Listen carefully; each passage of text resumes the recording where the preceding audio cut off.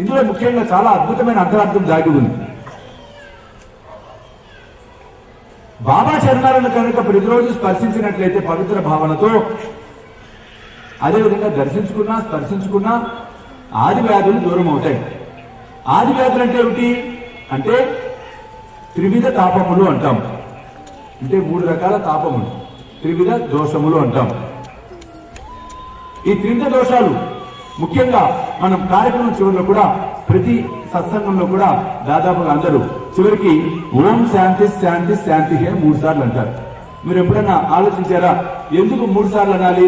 ఒక్కసారి అంటే సరిపోతుంది కదా, ఎందుకు 3 సార్లు చెప్పాలి? 3 శాంతులు ఎందుకు అనాలి అంటే ఆది వ్యాధులను ఆ తాపంలోంచి బయటపడటం కోసం ఆ 3టికి 3 సార్లు శాంతి మంత్రాన్ని చెప్పడం అనేది జరుగుతోంది. ఆది వ్యాధులు అంటే ఏమిటి? ఆధ్యాత్మికము, రెండవది ఆది భౌతికము, మూడవది ఆది దైవికము.